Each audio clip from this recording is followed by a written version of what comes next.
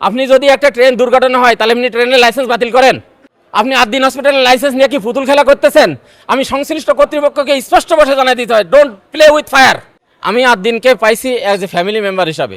8 দিন জনগণের বন্ধুর মতো কাজ করে। 8 দিন হসপিটাল আমার মনে হয় একটা মানবিক প্রতিষ্ঠান। 8 দিন হসপিটালে যারা লাইসেন্স বাতিল করেছে যে সমস্ত কর্তৃপক্ষ, তারা আনস্কিল পরিচয় দিছে। তারা যে দক্ষ এবং দেশের উন্নয়নে যে কাজ করতেছে আমার সেটা মনে হয় না।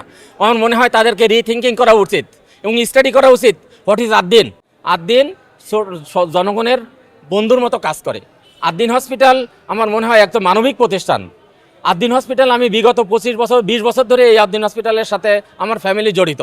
আমরা সবাই সেবা নিতে হলে যাত্রাবাড়ি থেকে রিক্সা নিয়ে এখানে চলে আসি। আমরা দুইটা বাচ্চা এখানে জন্মগ্রহণ করেছে। আমার স্ত্রী ডেঙ্গুতে আক্রান্ত, এখানে ভর্তি আছে। আমি 8 দিনকে পাইছি অ্যাজ এ ফ্যামিলি মেম্বার হিসাবে।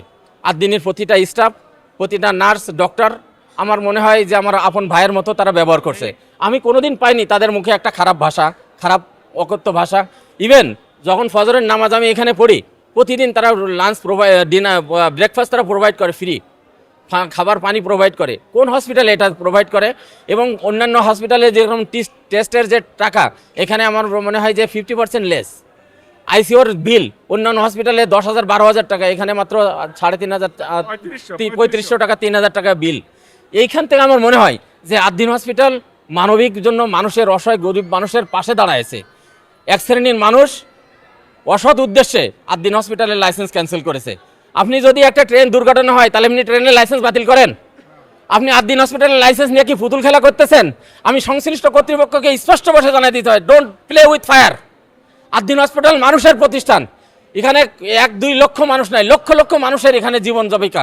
সারা বাংলাদেশে 8 দিন হসপিটাল বিস্তার করেছে একেবারে পিঁপড়ার মতো, দোরগোড়ায় মানুষের সেবা দিচ্ছে। এখান থেকে আপনি লাইসেন্স বাড়ানোর মতো ধৃষ্টতা কীভাবে দেখান? আমি মনে হয় যে তারা মনে হয় জ্ঞান শূন্যহীন, তারা স্টাডি করে না, তারা লেখাপড়া জানে না।